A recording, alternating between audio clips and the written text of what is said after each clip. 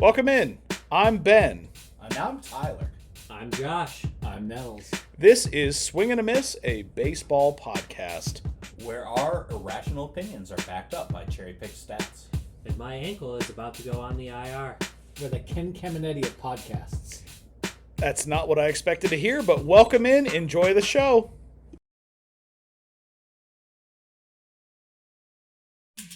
Yeah, well, we lost. Ben calls his wife, "Buckle in, Buster. Let's go." Buckle up, Buster. Buckle up, Buster. Whatever. We also lost the intro, so that's fun. No, I heard the intro. No, it's lost, so that's fun. Welcome into episode 8 of Swing and a Miss. We are attempting this a second time because we just lost an hour and 10 of content due to wonderful storms in the area. It was going to be the greatest podcast we had ever existed. Yeah, now you're going to get an abbreviated version and save all your ears from us. I'm so angry right now. I'm Ben. I'm Tyler. I'm Josh. I'm Nels. And we're all in different states of emotion right now. I am very angry. My state of emotion is mostly hungry, to be honest. Is hunger an emotion? Hangry. Is hunger an emotion? It's a good question. Oh, it is. Well, it's a state of mind. Well, either way, welcome into episode 8. Let's try this again. Thanks everyone for joining. Thank you so much for listening, subscribing, downloading, interacting with us through email and the social medias. Really quickly, I did this on the last one, but we're going to do it abbreviatedly now. And I apologize to Rodrigo for the nature of having to move through this quickly. For those of you that have asked, Rodrigo is unfortunately not going to be a part of the podcast going forward. It's nothing he did. It's nothing we did. We love him. He's still our good friend. Just some life change situations that have caused him to make this decision. And we're still going to see him. We're still going to hang out with him. He's still like I said, he's still our good friend. But unfortunately, going forward, he will not be part of this. And we're assuming you're listening and we love you. And if you're not listening, then bye. Oh, you better be listening. Yeah, no, he's listening. We love you, Rodrigo. It's like 80% of our downloads. I know, from right? Latin America. Yeah. There's going to be a big portion of the audience that's going to unsubscribe because Rodrigo is no longer. Please don't. Please love us as much as you loved him. Impossible. It is impossible. Como estas, amigos? He was a fan favorite of almost everyone who listened. So, unfortunately. And a podcast favorite of all of us who've spoken to these mics. Absolutely. Podcast en béisbol. Your Spanish is impressing me. All right, so let's do a quick league check-in, guys. I know we had an incredible trade last night that, Nels, you're super excited about. So let's start with you. I am. Red Sox superstar Rafael Devers is now San Francisco Giants superstar Rafael Devers after a very surprising blockbuster trade here in mid-June.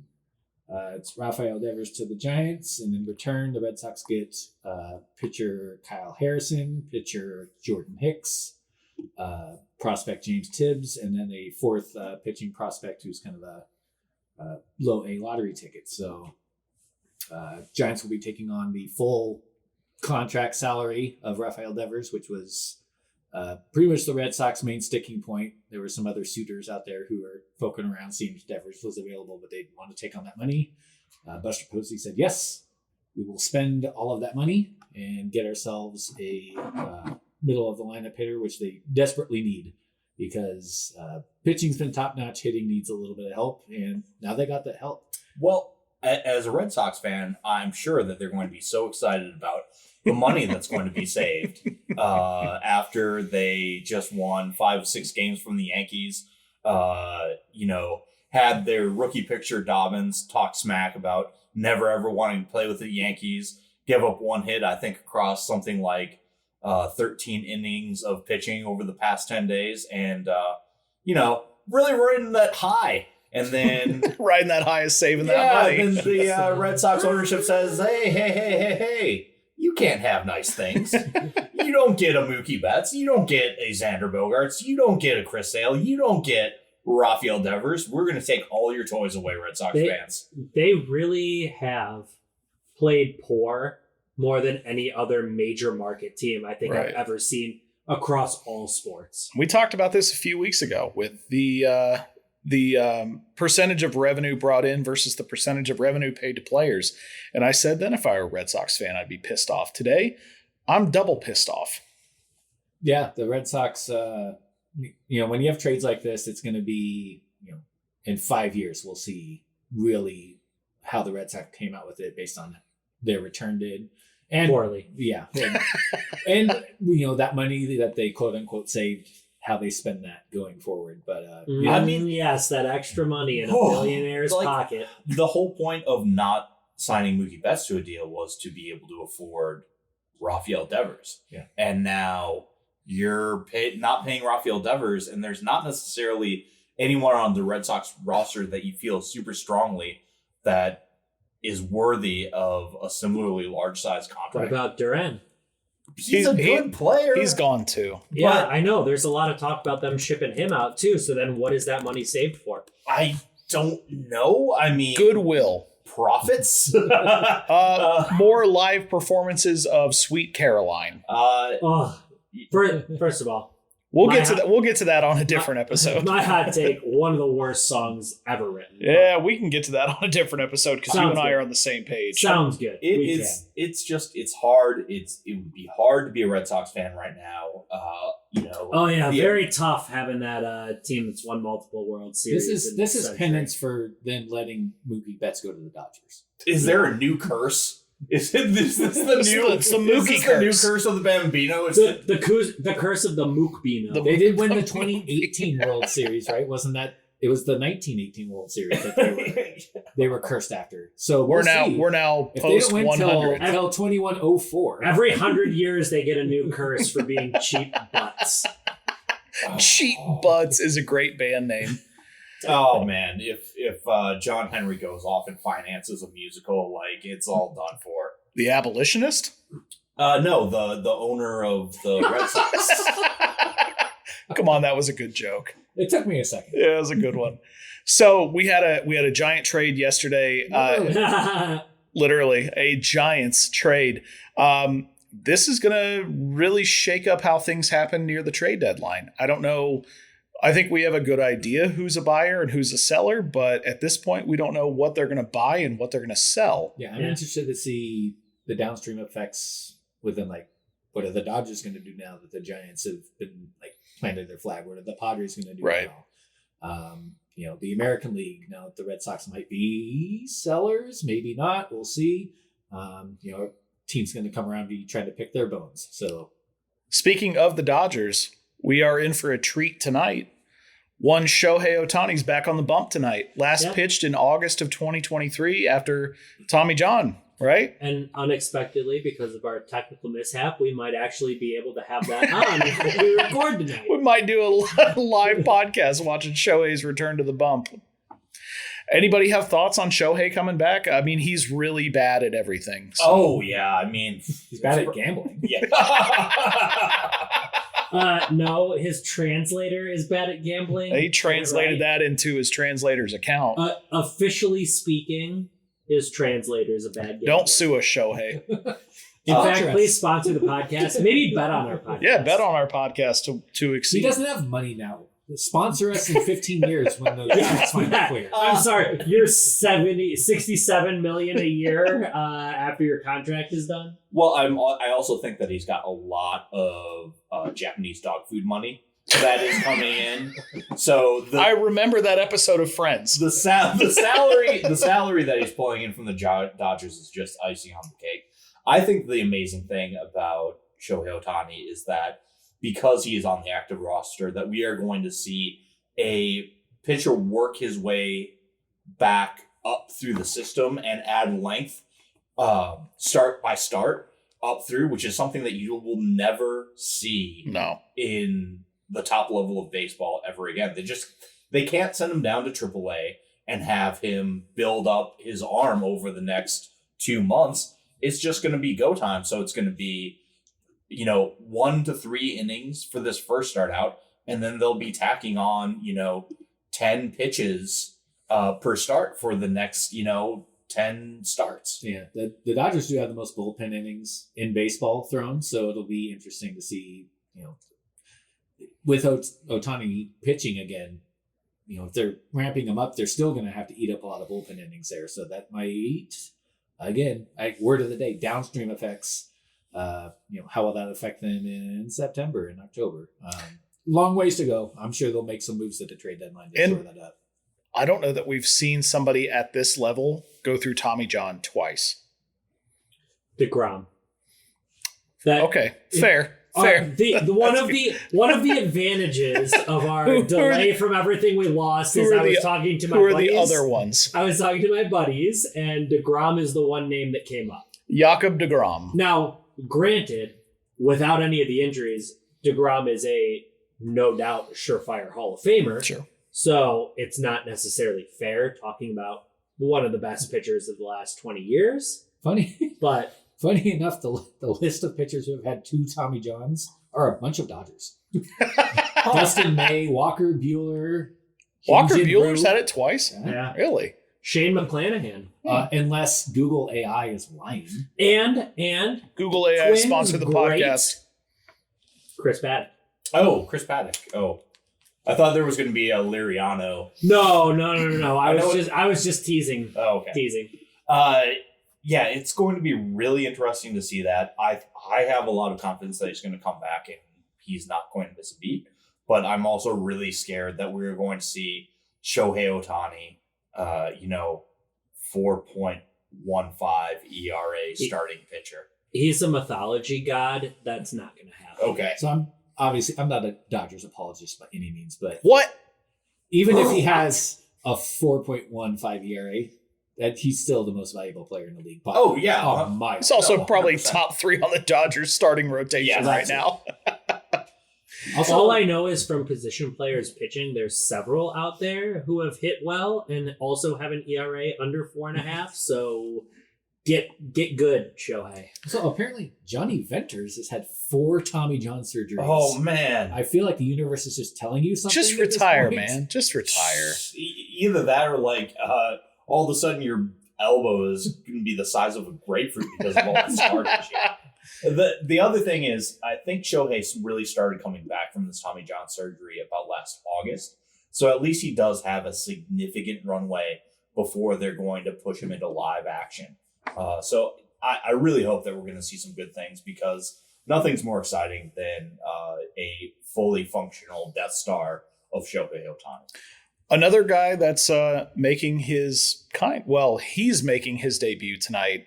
Shohei's kind of making his debut is Giancarlo Stanton, which is much less exciting. And we're watching that game right now, and he's really been nothing.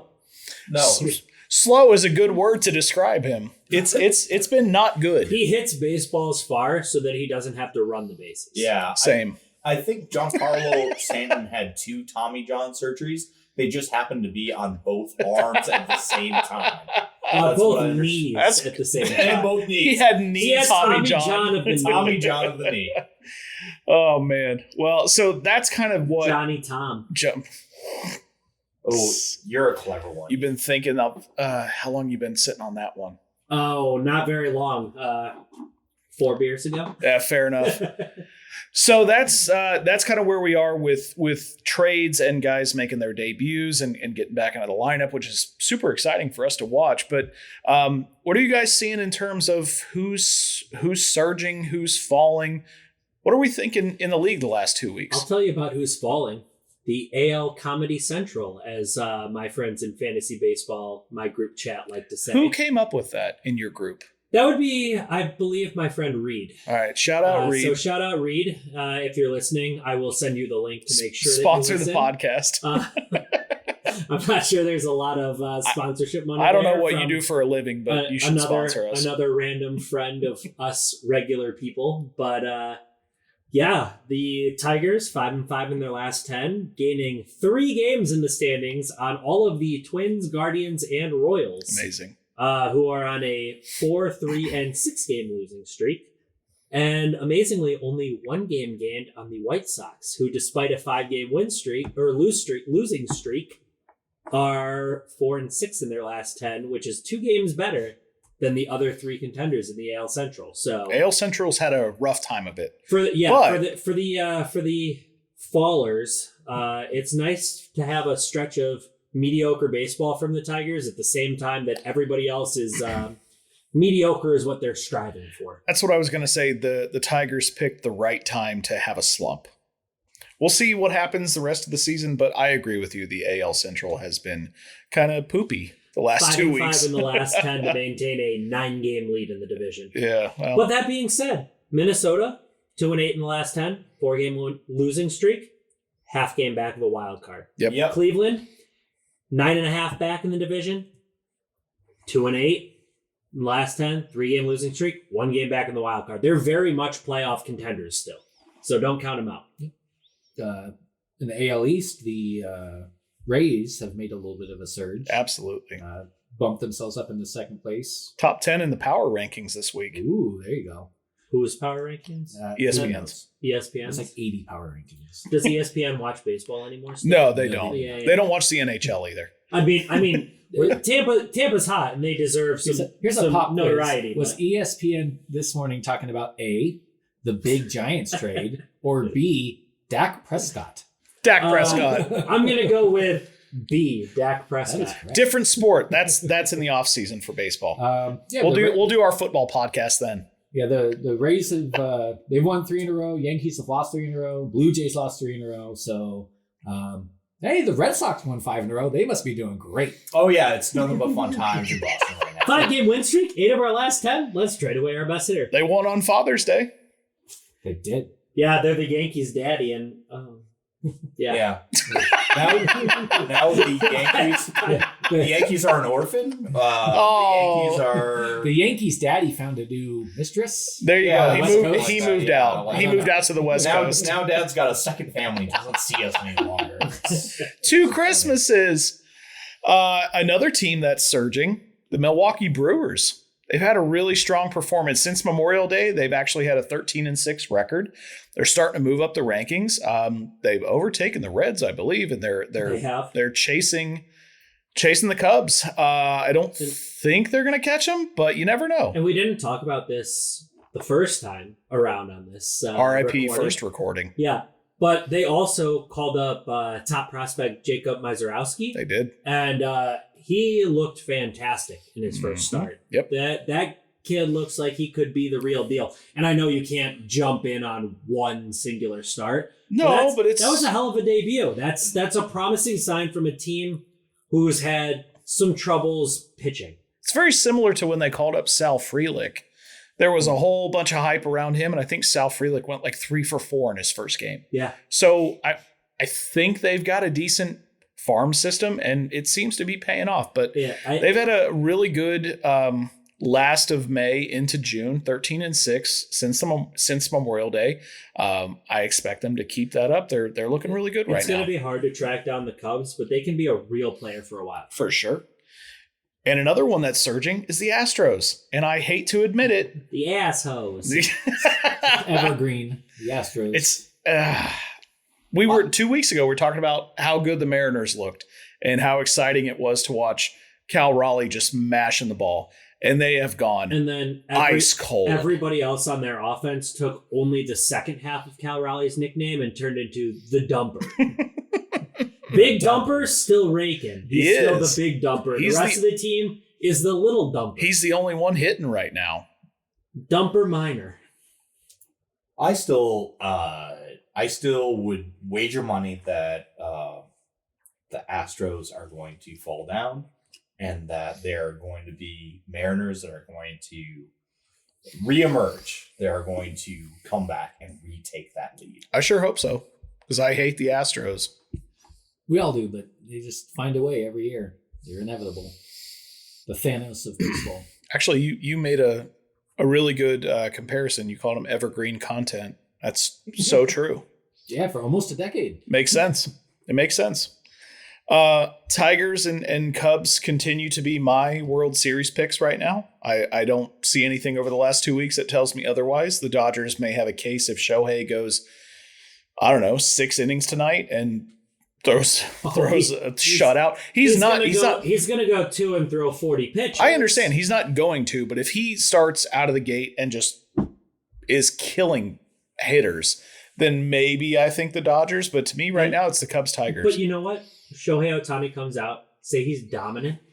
That gives the Dodgers one good starter that's healthy. True story. Like they're at the point where injury is more concerning than talent. You're not wrong. I mean, I'm pretty sure if you take all of their IL from both pitchers and hitters and you put them together and create a whole new team, they still beat the Rockies 9 out of 10. Probably. And also, if you take all their pitchers on the IL and add up all their salaries, I would bet that they would eclipse the total team payroll of 20 other teams.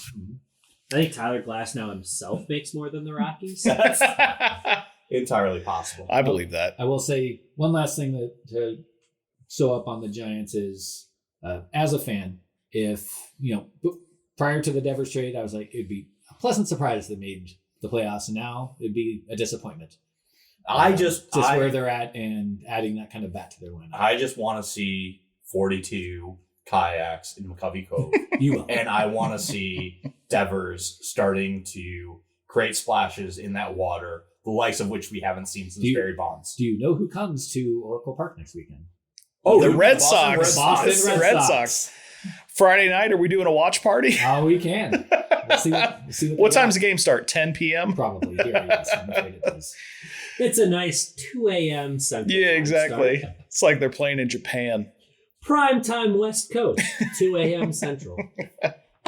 Well, all right, kids, let's move into our next segment, which is going over the best of each position each week. And this week we are into position 5, which is third base. I know that sometimes we can get a little into the weeds with our stats and positions, and we may not always do a good job of explaining some of those pieces. So, Josh, I'm going to turn it over to you as to why we're going from second base to third base instead of into shortstop. Yeah, so if anybody has ever kept score or looked at a scorebook in baseball, every position is given a specific number. So the numbers go pitcher 1, catcher 2, first base 3, second base 4, third base 5, shortstop 6, left field 7, center field 8, right field 9. So the way that we're doing these is by the number that the position is given in a scorebook. So instead of just going straight around the diamond, which would take us to shortstop next, we are going in the number that each position would be, which would take us to number 5 now, the third baseman. So let's dive into it. Tyler, you want to start? Because I think you are the only one who's not told us who your third base pick is, even though we all know who it is because we recorded this once already. Yeah. But let's just keep the imaginary wall up. I could pick somebody else. Aramis Ramirez. Home run Baker. So as I was looking at the third base position, I just looked at what I genuinely value as a baseball fan. And what I like best about all my baseball players is the ability for them to have all 5 tools. And those 5 tools being throwing, hitting for power, hitting for average, speed, and ability to field the position. And for me, I was looking at a player who has a current player, been in the league for 13 years, but really only been a full-time player for the past 10. And in those 10 years, he has been a top 10 player in all of baseball, according to WAR, 7 out of those 10 years. He has finished top 10 in MVP voting 7 out of those 10 years. And he is an absolute pest for my division, and Josh's division. Cleveland fans, rise up. It is J-Ram, Jose Ramirez, switch hitter, general pest, baseball IQ savant. And please get the hell out of my division. Because my God, does this guy, has there been a guy in the last 20 years that just absolutely destroys the other teams in the AL Central the way that Jose Ramirez does? Mark Grace. No, I was never fearful of Mark Grace. You should have been. There are the players that I remember being most scared of, for whatever reason, have been Paul Konerko. Always good one. Frank Thomas. Back when the Frank White Thomas, Sox could sure. win games. Yes. And a World Series in 05. Yep. And Jim Thome. Like those are the thinking Thome. Those are the players that I feared the most. You know who else was a Tiger killer, which we didn't talk about the first time around, but just real quick on this. I don't know if he felt the same way with Twins. Billy Butler from Kansas City. He destroyed the Was that the Tigers. name of the zombie Country in Hocus breakfast. Pocus? Was that the name of the zombie in Hocus Pocus that comes Might back have to been. life?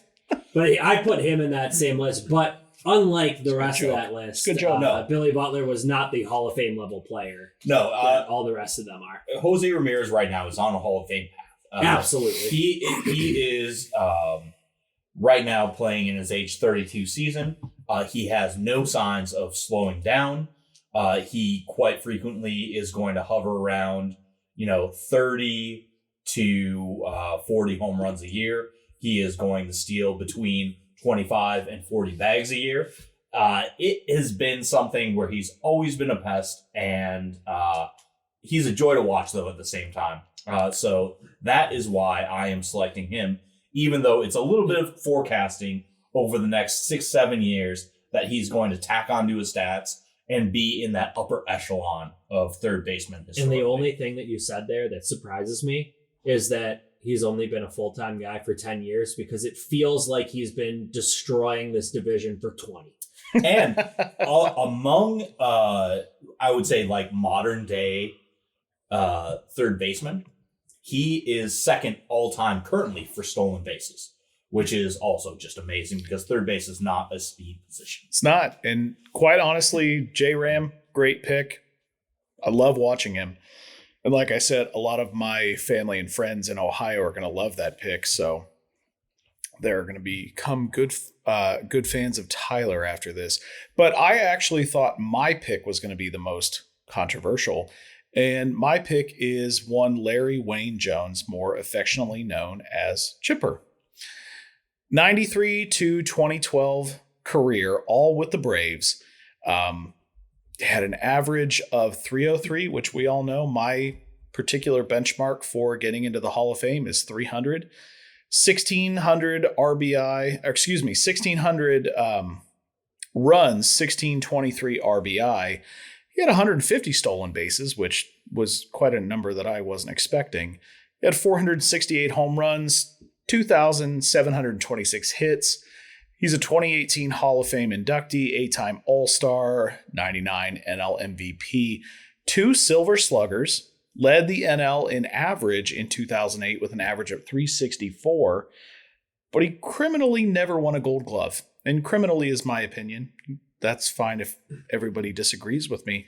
But I found this interesting when I was doing the statistical research for this episode. In 2007, he actually created a little bit of a firestorm when he speculated that A-Rod was actually guilty of using PEDs at that time. Now, in that year, David Wright won the Gold Glove in the NL with 21 errors. So there's speculation that there's a possibility that he was overlooked for David Wright because of the speculation he made about A-Rod and baseball writers' affinity for New York at that time. I'm not saying that's true, but there is some doubt that's cast over it. But to me, Chipper Jones, an amazing third baseman, not just defensively, but offensively, switch hitter for his entire career. Really, really effective player. Just love him. He's a great player. To me, he's the best third baseman of all time. You can also blame Scott Rowland for a lot of those Gold Gloves not going his way. Kind of a good defensive Yes. baseman there. Scott Rowland played baseball? A few times. Oh, that's Successfully. crazy. That's crazy. I had no idea. So my third baseman, I kind of took the low-hanging fruit, maybe the consensus overall pick if we just collectively chose one. That is Mr. Michael Jack Schmidt, the Phillies icon, who over his career from 1972 all the way to 1989, managed to hit a whopping 548 home runs. Is that good? It's decent. Only about 548 more than me. We'll get you there. Only. It's, Well, you're 30 now, right? Yeah. Yeah. I still got now. time. Yeah, you're all right. It's You got time. 547 more than Giants announcer Dwayne Kuiper. So, And I've always said that. yes. Always. He has a career OPS of 908. I believe 750 is kind of that benchmark of good. That also feels good. Yeah. Yeah. If anytime it starts with a 9, that is easily It like is. a top 10 player in a given season. What was that stat? Which one? The one you just gave. 900 what? 900 908 OPS. Okay. Chippers was 930. Okay. That's why he's in the Hall Very of Fame. similar. Just throwing it out there. Okay. Is Chipper a 10-time Gold Glover? No. Oh, well. I feel like we just went over this. I'm pretty sure we just established that he's a no-time. Maybe if Zero- Scott Rowland zero. was around in the 80s. He had half of the 10 with the 0. He Did Chipper Jones have a Hall of Fame mustache? No, No. never. Nah, He might now. I don't know. Did Chipper Jones get his name from a chipmunk? I don't know where it came from, honestly. Oh. Okay. No, because then it would be Alvin Jones. I don't know of there's a chipmunk called Larry. Yeah, Larry that's the Chipmunk? fourth chipmunk. Okay. Oh, yeah. The lesser known chipmunk. Mike Schmidt, 3-time MVP. Also, by the way, all after the age of 30, back when playing after 30, in the 70s and 80s was, that was kind of the wall that guys typically hit, and he was raking in MVPs. Yeah, in the 70s, if you got injured, they attached leeches and amputated limbs. I thought they did. treated you like a horse where they just took you out back and shot you. It's your 30th Rubber birthday, factory kid. for this third baseman. You're going to Elmer's. So Michael Schmidt, I could use his full name. Yep. My greatest third baseman of all time. Love it. All right. That leaves it to me. Since we're going on the full name train, I will say mine is one George Howard Brett. What is George short for? George. Oh, okay. Yeah, George is short for George. Gio. Gio Brett. So this is a guy who is one of the greatest pure hitters of the last century. Obviously, you got guys like Rod Carew, Tony Gwynn, but in that same breath, you've got to bring up George Brett. Led the league in hits 3 times. All 3 of those years, coincidentally, also led the league in triples, which for a third baseman is kind of wild, including 1979 when he had 20 triples. Is that good? It's pretty good. I think that's just because you hustle. Yeah. More Oh, people should hustle. I mean, Georgie Hustle. nobody else in the league had more, so it's got to be good. Yeah. You should tell John Carlos Stanton. And then after that 212 hit, 20 triple season, he followed that up by, just kind of casually hitting 390, which is also the highest single season batting average from a qualified hitter since Ted Williams in 1941 became the last hitter to ever hit 400 in a season, not including Negro Leagues with incomplete stats. So George Brett, just absolute incredible pure hitter, led the league in batting average 3 times, hits 3 times, triples 3 times, won an MVP, not known as a power hitter, had 1 season of 30 home runs. Other than that, his career high in a single season, 24.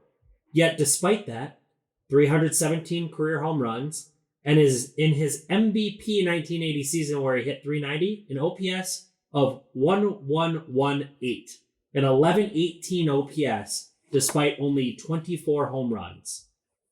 that means that he- you're just cranking doubles left Oh. and right. He was the ultimate hit the ball where they ain't, put it right in the gap, and get extra bases. Didn't need to go over the fence, but that man wasn't happy with just a singular base. He was going for 2, and apparently, in a lot of times, 3, because he was a 3-time leader in the American League in triples.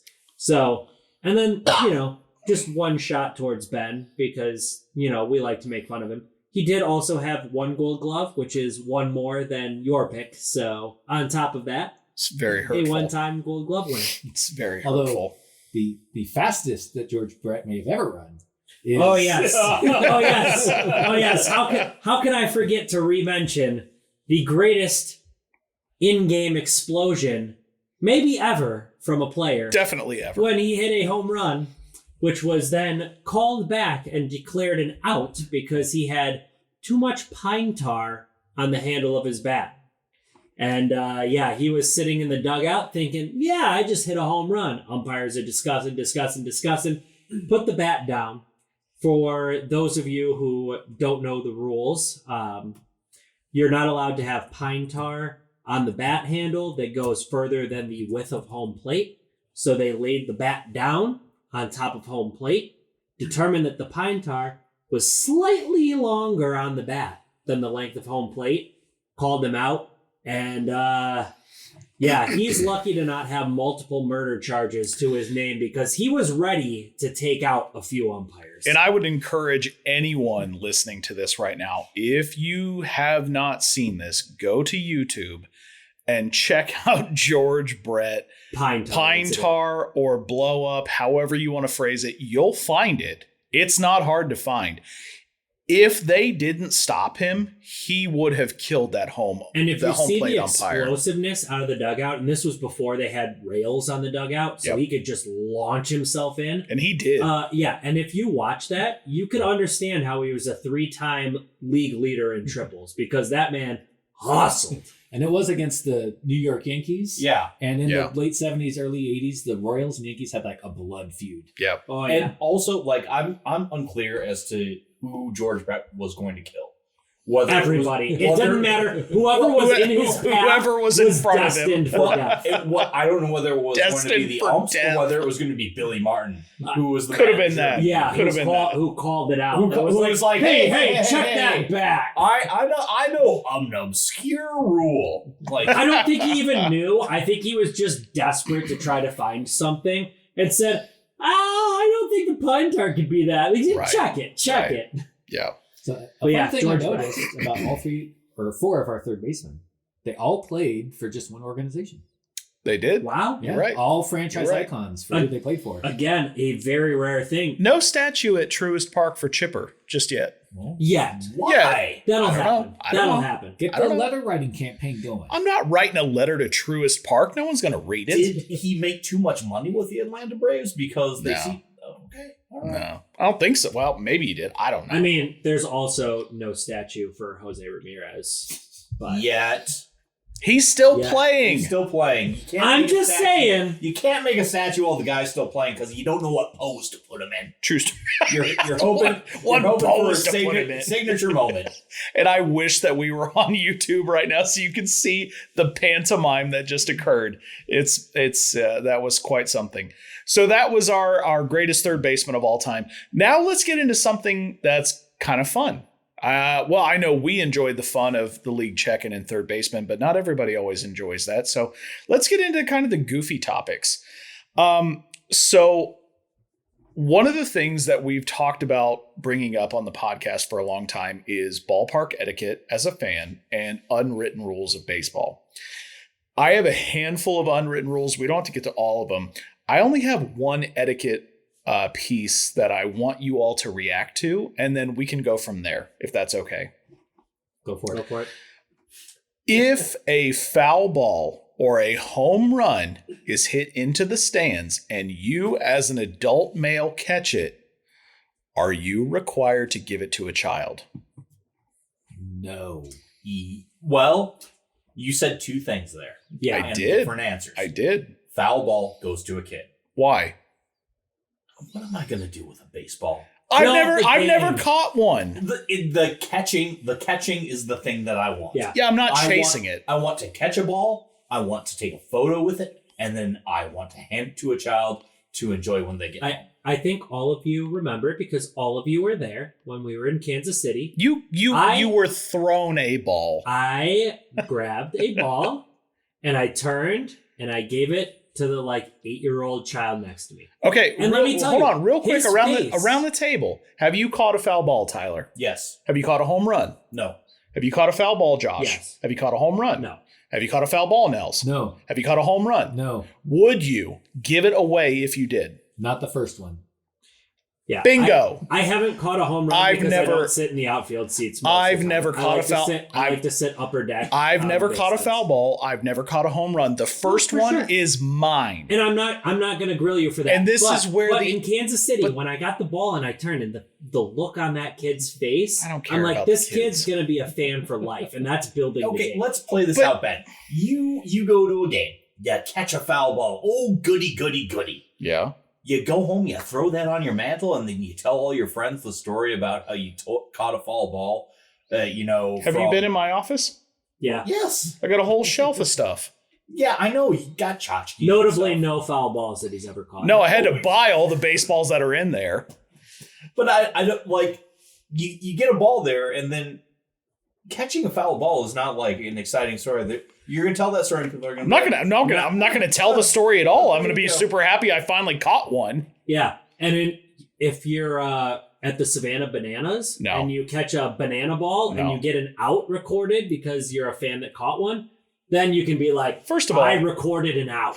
I'd never go to a Savannah Bananas game ever in my bad life. take. That's just my take. Doesn't have to be good Yeah, or that's bad.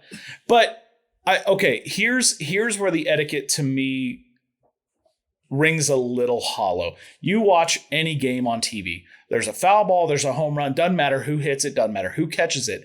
What happens the minute someone has it in their hands? 7 to 10 kids just swarm them. Can I have that ball? Can I have that ball? Can I have that ball? No, you can't. Can I Go pet back that to your dog? seat. Can I pet that dog? No, you gotta Go back to your seat. You gotta get to your seats. You gotta make a plan.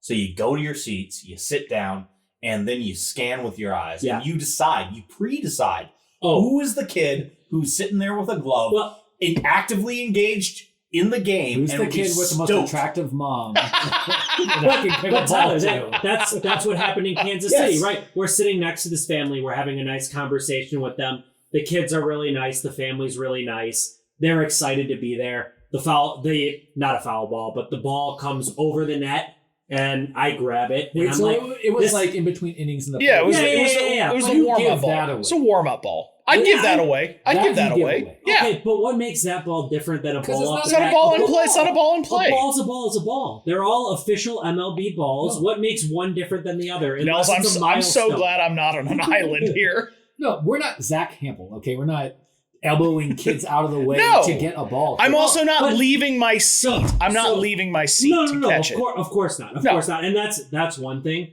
If you go over a child Nope. to make a catch, you gotta come to are me. a piece of garbage. It's got to come to me. Unless that kid is so young that you're like, this kid's not going to catch it. And I'm it's not gonna giving it to a break his baby either. nose. Yeah, you can't. But The like- ball has to come to but me. So growing up, my did that uncle- too. My uncle had Did you? a partial season ticket plan with front row seats at the Tigers. We would buy one game a year. Must be nice. One game a year. My dad would buy off my uncle, and we would all go to one game, third baseline. Shout out Alan. A lot of I probably have 15 Major League Baseballs in my collection from those years that were all thrown by players or umpires to me. I still consider that as me having so many Major League Baseballs that if I caught a home run, and I've never caught a home run, I would still give it to a kid because I'm like, I have 15 Major League Baseballs. I don't need this one. Do you think that's why you guys feel differently because you've caught them? But it might be. But like I'm saying, these are ones that were not in play balls. Sure. These are ones that were thrown, and you said that that's a different. To me now, as a thing. 38-year-old man, if Sure. I were 5 and an Right, umpire which- handed me a ball, which never back happened, then I was, Yeah. in so less than 10. at 5, if Joe West handed me a ball, I'd be super excited because I didn't know how awful of a person Joe West Now, was. think about He's not an awful think about person. it. He's just an awful umpire and country singer. Now think about if you He's a Ben, fine person. handled the child. All of a sudden, you're Joe West, and What? you're making that child's day. You could be Joe West. But I don't like children. Yeah, that's the other thing.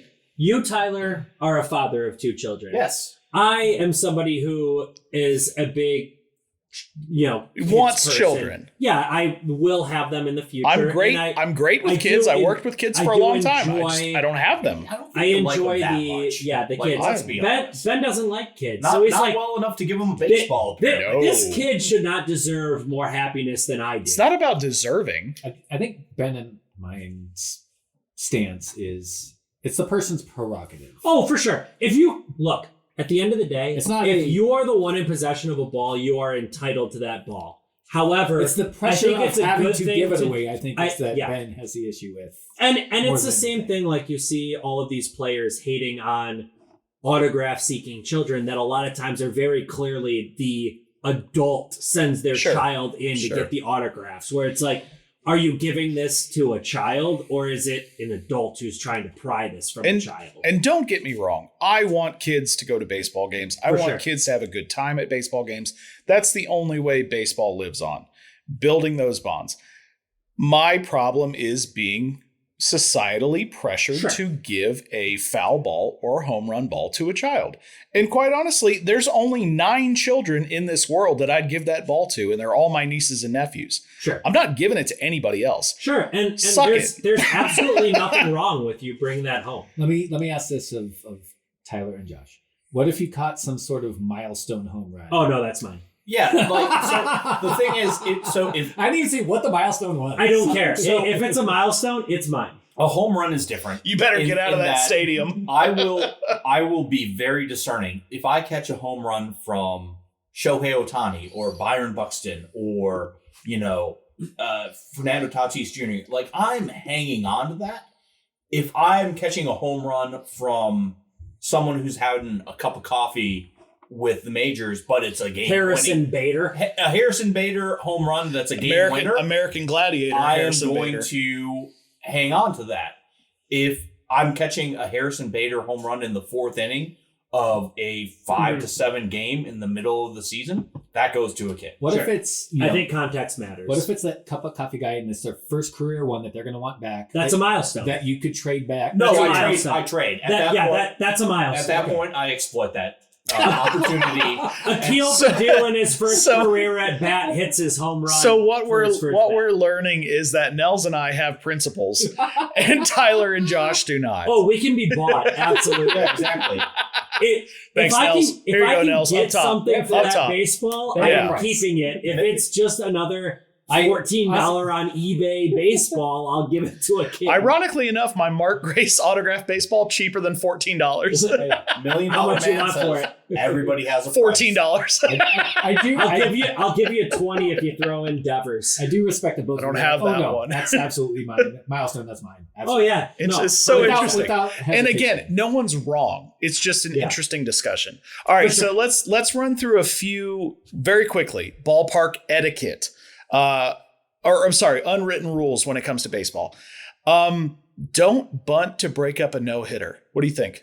Depends on the situation in the game. It's a no-hitter. It depends. That's not what I'm saying. If it's 4 runs or less, absolutely. You're still in this game. You're still one swing of the bat. You have a chance. 4 runs is a 1 swing of the bat. You load the bases, you hit a home run. If you're 1 swing of the bat away, then do what you need to do to get on base. If it's 5 or more, then hit like a man. I can respect that. Right, so apologies to Ben for bringing this up, but the perfect game that Randy Johnson threw against the Braves, very first batter of the game tried to bunt his way on. True story. And was just barely thrown out. Interestingly enough, Randy Johnson shows up in trivia, so that's fun. Okay. Well, it's not that question. Thanks for ruining trivia. It's not that question. So was that ruining a perfect game? No, First batter of the game. It has to be. You can bunt in like the first, second, third, later. fourth, fifth, 6th innings. I think it's 6th. Yes, 6th. Perfect game, 6th inning. To me, it's 5 or later. 5 or 5th inning. Like after the 5th. If you complete 5 and you have a no hitter and you're getting into now past the back half of the game, then it's officially no hitter watch. Especially in this day and age, where after the 5th, if you've given up no hits and no runs, there's still a 50% chance they pull you. Yeah, if you made it past the 5th, you're already past half the starters in the league. And that's why I would say like I'm fine with it in the 6th, because in today's day, like there's not a guarantee in a no-hitter situation that pitcher is coming out for the 7th. Fair. I mean, hell, the last Tigers no-hitter was a combined no-hitter. 4 pitchers threw in a You no-hitter. can probably tell too, like, if they're at 100 pitches in the 7th, they're probably not going to finish that. Right. If they're at 80, they might have a shot. But again, if they're at 100 pitches in the 7th and they've given up no hits, but it's 7-0, swing the bat. Like, you're clearly just bunting to break it up at that point and not bunting for strategy. Not bunting for strategy. You're just bunting to But try that to break was it the up. question. Don't bunt to break up a no-hitter. And I agree. After the 5th inning, unless it's 4 or less runs where you're one swing of the bat away, swing. Swing like a man and try to hit it. Didn't that happen to Kurt Schilling? I say It was bunt. like the 8th inning, but it was still a close game. I say And bunt. somebody bunted to break up a perfect game. It's also I don't against know. Kurt Schilling, I don't so know. I'm okay with it. Yeah, do it against Kurt Schilling But all you want. All that being said, defend the bunt. Yeah. I mean, Guy squares up. practice. Third baseman come in. First baseman come in. You practice defend it. the bunt. You practice it. All right, next one. Don't steal bases when significantly ahead. Screw that. That's I stupid. agree. That's stupid. Players are paid big money based on Throw me out. stats. Throw me out. They don't care when those stats happen. If you look and you go, oh, this dude did this, this, and this for the year. Nobody asks, were those stolen bases when you were up 15 in the 8th? Throw me out. They just look and go, oh, he stole 20 bases that year. I'm Steal your base. If you want to steal a base, that's fine. If I'm a manager, I'm just not having my guys steal a base when we're up that much, just because I want to prevent against injury. It's Exactly. like as much as anything. Like Sure. So But you don't have an issue necessarily with the practice. I don't care. Like No. if It's just you're putting your players in harm's way for no reason. Sure. So for that reason, I agree with you. Nels? But from a moral standpoint, steal. Yeah, I agrre with Tyler. Moral Yeah. standpoint. Yeah, it's not a moral hold him back because we're up. What about too from a much. spiritual standpoint? Yeah. You're risking your player's health at that point. Yeah. When you're Yeah. up. That's fair. So yeah, I don't want him to jam a finger or like get hit on Break a the wrist. head with a ball. So Or as Jazz Chisholm has recently complained about greatly getting tagged on the head. I forgot about that. All right, last one for unwritten rules. Don't step on the pitcher's mound. If Okay, you're not that was the pitcher. one that I was thinking about. Don't that step was the on one the I pi- wanted to you'll don't upset do not. Dallas Braden greatly if you do And- that. So This- Go ahead, Tyler. Yeah, don't do that, man. Like the pitcher's mound is like their space, like they're relying on it for footing. Like I do not need you like stepping on that, like messing it up at all. You see pitchers that are going through and they're going to like brush their feet side to side, like tamp down the clay, and they're just trying to like keep everything just so. Don't mess with that. Like prevent injury. So I agree to an extent. Anything in front of the rubber, I 100% agree. If it's behind the rubber, pitchers aren't stepping there. So you can cut across behind the rubber. It's called a pick off to second. Don't mess with it. I Don't don't mess know. with it. To me, in front of the rubber, I absolutely agree. It's like golf etiquette. Don't step in somebody's line. Don't walk across where the putt is going to go. I agree with that for pitching. That's fair. But behind the rubber, you're fine. Okay. No, just don't do it. For those who didn't get my reference, I believe what was it, Alex Rodriguez ran across Yes. the Yeah, mound. yes, he did. Ace Alex pitcher. Yes, he did. And Dallas Braden was cheered. not happy No. that he did that. Hey, and Dallas Braden, notably a thrower of a perfect game, something A-Rod never did. Because nobody bunted against it. So A-Rod, not a pitcher, never yeah, threw a perfect I game. just gotta He's not say, wrong. Dallas Braden threw a perfect game. A-Rod did not. I think Dallas Guys. Braden gets to say he's Guys, surprisingly enough, Yogi Berra also never threw a perfect What game. a bum. right. What about Shohei Ohtani? No, I don't think so. Oh, he hasn't. No, I don't He's think not so. even throwing a perfect game right now. No, he No, just- in fact, he already just gave got- up a run. He in just the gave first. up a run in the first. sack fly. Thank you For the to first out. Fernando His ERA is Tatis. 27 on the year right now. Brutal. Cut him. I think they should trade him to the Tigers. I think they should trade him to the Braves. It's crazy. Dude, the Cut him, Braves send aren't him even back to competitive. Japan. Shh, we're not even talking about the Braves this episode because I hate them. All right, let's get into. So thank you guys for participating in that. there's no right answer. There's no wrong answer in etiquette and unwritten rules. So it was All more. my answers were correct. Yeah, other than that, it was more curiosity than anything. What- So I've got 2 listener questions real quick, and then we'll get into ballpark brews and trivia to end out this episode. Listener question from someone, I don't remember who it was, but thank you. You know who you are. Robot balls and strikes. Is it time? Yes. Yes. Yes. Quick and simple, yes. Well, No, I'm not okay. exactly. Are we talking? We almost had a complete sweep. Are we No. talking full robot or the ABS system? Just ABS. ABS. yes. Yes. Totally. Yeah. Yes. Well, so I want the challenge system Yes. because I think it's exciting. I don't want auto balls and strikes just because I still think that that's actually going to. I think it would surprise you at how much it could slow down the game. So Interesting. my opinion is not necessarily based on timing of the game. In fact, I think games are too short now. You go to a ballpark. 2.5 hours. Yeah, you go to a ballpark and you go up to get a beer and you come back and it's in an inning and a half later. And I'm like, where did the game go? I just got here. Yeah. I'm not worried about slowing down the game. What I will say though is I do like when a pitcher is dominating, like having a really good game, Yeah. giving them a slightly bigger zone. You earned your zone being bigger. You're throwing Did a you? no-hitter into the 7th. You earned a slightly bigger zone. You earned the benefit of the doubt. But That's for interesting. the most part, especially this year, which like you said, we need to talk about on another podcast, For sure. like date, ball and strike calls from umpires have been seemingly historically awful this year. Real quick, Laz Diaz.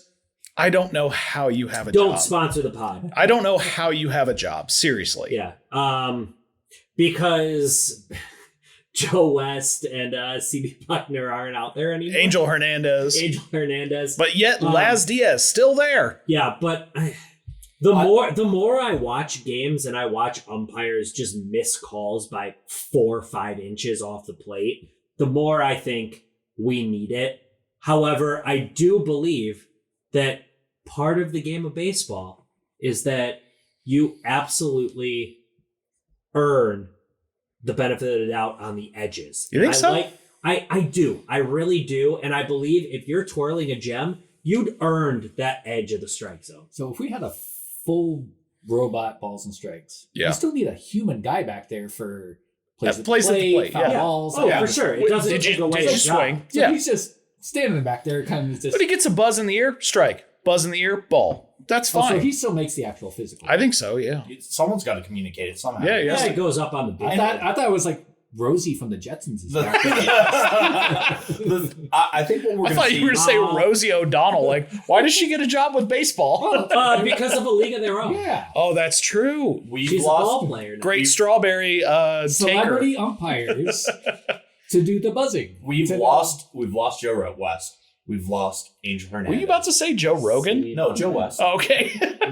We've lost CB Buckner. They're still alive, by the way. They're No, just no, not no, in the like, game they have- anymore. Yeah, this is not an in memorandum. And if No, anyone no. wants to go check out Joe West's country album, please don't. Yeah, but so I think that those umpires exiting the game, they're being backfilled by better and better umpires, and they're coming up through a grading methodology, and they're more used to that critical feedback coming back to them and working on improving their game. So I think umpiring is actually getting better and better, and it's just hard because the game moves a lot faster than it ever has before. I do think statistically it is better now than it has ever been. But statistically, maybe not eyeball test. Maybe the worst I don't calls have the stand out more numbers now. to debate you on that. Here's so what I will I say. will give it. That's to why I you. was just doing it with my face. Yeah. I will think that umpiring has become so good that when you get a bad ump, Yes. it shines so bright that you realize that this guy is messing up left. All and I right. know That's is that we interesting. just threw out the best balls and strike calling umpire for gambling, and that makes me sad. Tim Donaghy. We also have That would be the NBA. the little strike zone on the screen now that we can see. Oh, I Yeah. hate that. I So, hate it so I much. don't. I hate the K zone.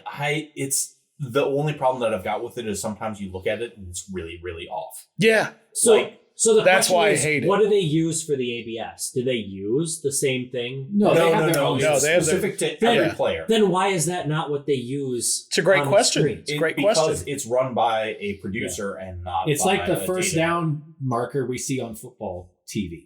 It's not actually Which official. will come this fall when Wait. we do our football podcast. Yeah. But Nels, don't they paint that yellow line on the field every time? Yeah, they paint it and then they erase it and then paint it. That's It's what I thought. Big They got- eraser out They there. got Bugs It's Bunny a out good there old with a can of Etch-a-Sketch. paint just It's running an back and Etch-a-Sketch. forth. Just sketch. I assumed that this would be not a highly contested listener question, I guess is the best way to describe it. I personally, if we're just going with my opinion and everyone else gave theirs, yeah, robot balls and strikes. I need to see it. It's I time need for ABS. so if It's there's time an for ABS. Egregious miss one way or the other. it gets fixed. It's ridiculous. I think I sent this to you, Josh, on TikTok the other day. Laz Diaz missed a strike that was over 10 inches out of the strike zone. It was like a foot outside. He's not good. No, he's No. not good. Laz Diaz needs to retire, but you he's the guys, exception. not but the you rule. guys understand that there is not a way for teams to really retroactively go back and fix these issues because they can't. Even What if, just like in Terminator, we went back in time and we gave I'm in. Laz Diaz like some really good. so we let Robert Patrick kill him. No. We just Oh. train him in, like we get him an apprenticeship to be an electrician or something like that. Well, and then the other thing that upsets me too He's gonna cross the Is wires that- and burn a house down. Don't cross the streams, man. But the other thing that really makes me angry is that we don't have that right now. And umpires can call freely balls and strikes. And Laz Diaz can miss by 10 inches off the plate. And yet, it's an automatic ejection to go, hey, you missed that one. Craig Counsell knows a lot about Yeah. that right now. The amount of times that a player turns and goes, really? Right. On one that's missed so bad? Right. And it's an automatic, like, you can't argue this. And the umpires have the What automatic happened in trigger the finger. Cubs Tigers Yeah. with Nico Yeah. Warner? When he We're said, having a bad "You're day." having a bad day Yeah. right now," Get out of Yeah. here. and he was gone and tossed immediately. immediately. Not as But bad there's- as you. So there's no checks and balances. You No. give them full carte blanche to call things however they want. And then if somebody complains, You're they gone. have the fragile ego to just throw a player out. Umpires, real quick. Just like Donnie from the other episode, I know you're listening. No one's there to watch you. Also, Yeah. umpires, please sponsor the podcast. It No, also- I don't want your no. money. In general, if you know an umpire's name, that's a bad thing. Yep. You don't want to know the names of officials. The fact that we've rattled off a half dozen umpires on this little chat Just like we is could a say, bad thing. just like we could say Ed and Sean Hockley in football, well, Teddy- that's because Teddy Valentine in that's because basketball, they have muscles that are like larger than my face. Teddy Valentine in basketball. So here's a Oh. question for you. Would you like umpires to have some method of admonishing players that is a lesser degree than tossing them from the game? Sure. I saw Trevor Plouffe Plouffe. on their podcast Plouffe. that they should join up with us and do. Shout out John Boy for getting yeah. the official MLB sponsorship. We would love to be you I one think day. John Boy just retweeted us, right? Yeah, that That happened. would be It nice. Yeah, thanks, John Um, Boy, for that. Well, we'll take your money now. Trevor Plouffe suggested a penalty card system like in soccer. Like a yellow card. No. You argue once, you get a yellow card, and it's a. You're shaking your head, but what would be the alternative? It's if you get ABS. you get- ABS. No, but you're saying like absent of that, like there should be something that the Players umpire- get to hit the umpire once with the bat. I think that if an umpire would be like with something egregious, just say like, "Hey, I'm giving your team another out," or "I'm giving your team another strike." Like there's a 5-yard, 10-yard, 15-yard, and an ejection in NFL for different degrees of fault. It's interesting. Same way for baseball. Like all the umpire has right now is either play on or hit the showers. Probably- And no in between. which is why I like that whole yellow card system. It's already done in soccer, but like NBA, you get 2 technical fouls, you're out. Yeah. NFL, you get 2 personal fouls, Yep. you're out. So you get 2. Now, in those games, there's a way to penalize the team with that. 1 free throw for a technical foul, 15 yards for a personal foul. There is no equivalent in baseball. Just a free ball or strike, depending on who's arguing. Well, I will. I hate that. You strike out, and the next guy gets an automatic strike. Hold on. Yeah. That's a team game. Here's the thing. You can't say for America's pastime, we're going to implement a European soccer regulation for discipline. I'm just telling you right now, it's not going to live. It's not going to live. Actually going to throw. I'm not asking for relegation. I kind of am. I'm asking for a freaking yellow card. Be like, hey, I heard you. Here's a warning. Well, next time that's the thing. They have the warning system now. They used to. They warn pitchers all the time. You threw at a guy after your guy got thrown on. Benches are warned. Next time, it's still a warning because the next time you're out of the game. Give somebody a warning. Give them a West Side warning. Yellow card. Give them a yellow card is what you're saying. I'm telling you, baseball's already struggling for viewers as it is. You implement yellow and red card, no one's going to watch it.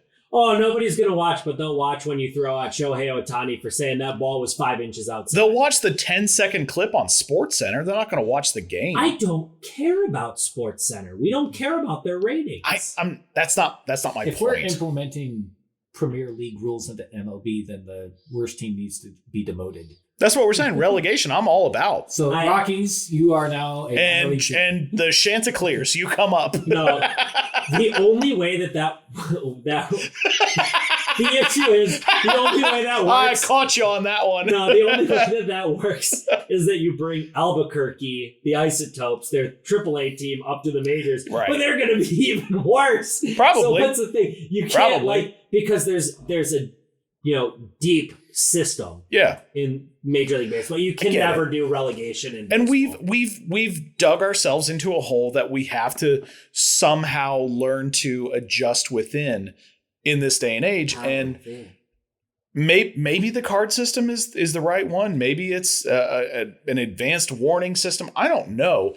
But I'll tell you this. The fact that Nico Horner can get tossed for saying you're having a bad day. Oh, ridiculous. I get called. I have worse things said to me on a daily basis in my work. Oh, and you say worse on the softball field. Absolutely, I do. I've watched you have bigger blow-ups than Nico Horner's. You're having a bad day. And I'll have you don't one, get tossed from beer league softball. And I'll have one tomorrow, and I'll have one on Thursday. Because you know what?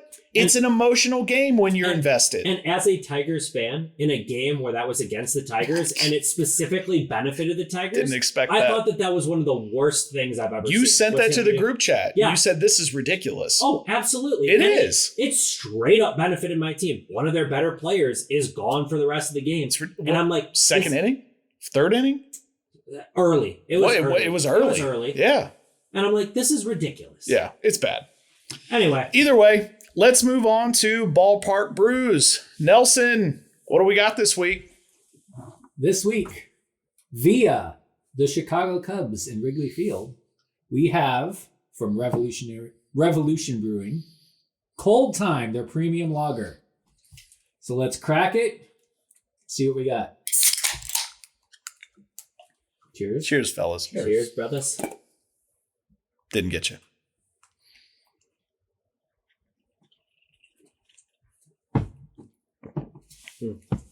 All right, who wants to start? I brought it, so I'll kick it off. You start us, buddy. I'm a lager guy. I like me a crisp, cool lager. So this one works for me. And I think I'm going to give it the first home run that I've given one. Nice. Wow. 3 rows deep. Maybe not an Aaron Judge out of the stadium shot. This is not a Devers into McCovey Cove? Not yet, no. But it's a home run, nevertheless. So nice. maybe 375. Okay. To left field. I'm going to dedicate my review of this beer to one Jeannie out in San Francisco.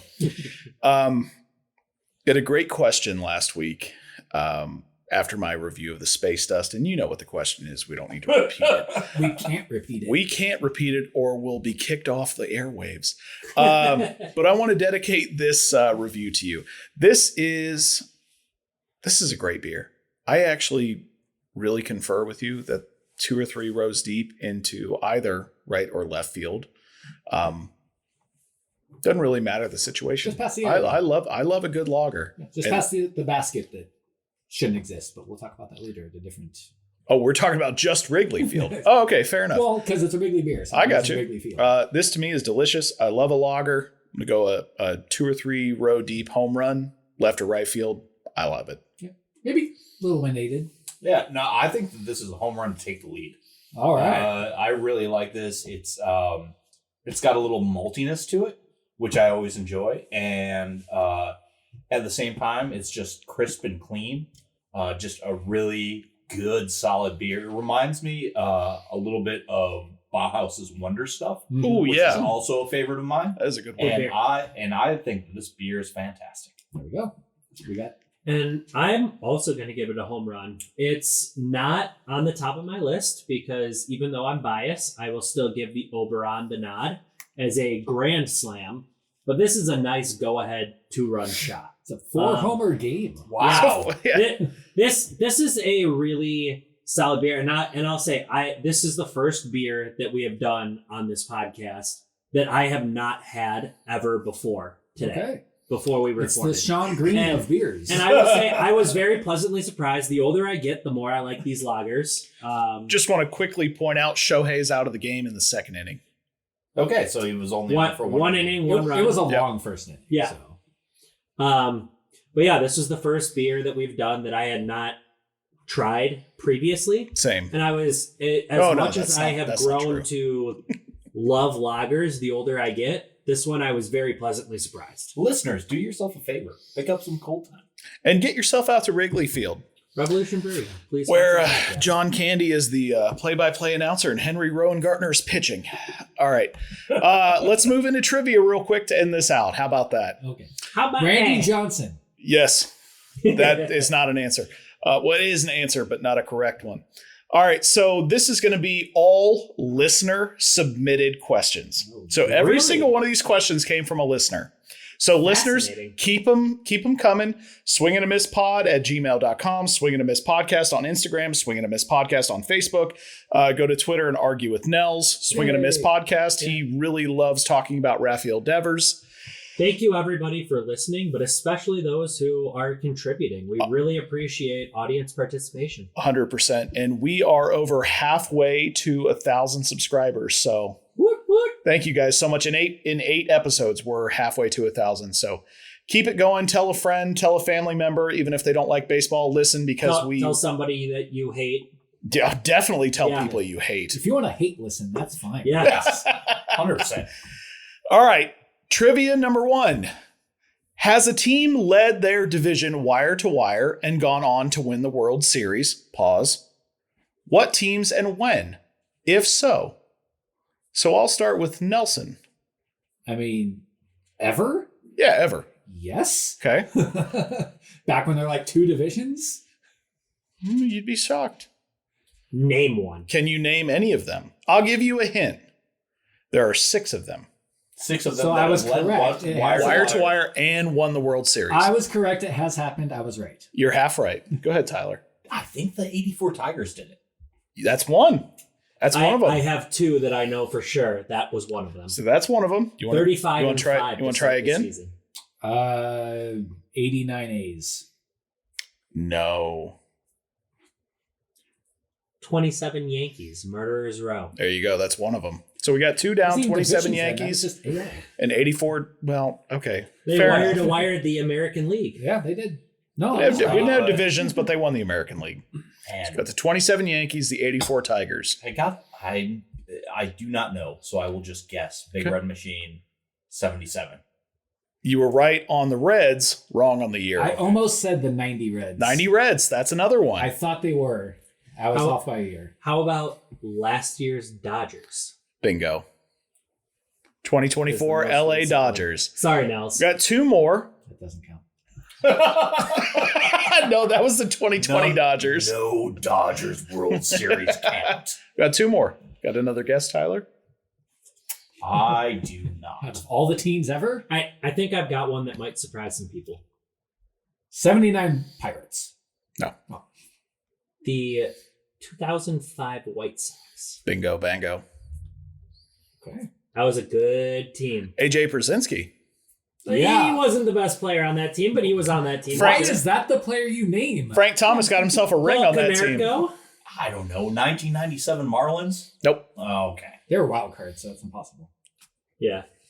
Dontrell Willis on that team, right? It was, yes. Yeah. But, Pre-trade to the Tigers along with Miguel Cabrera. I'll say the 2000 Yankees. Nope. Josh? I don't. How many left? One. 1954 San Francisco, New York. You Yankees. don't know how close you are.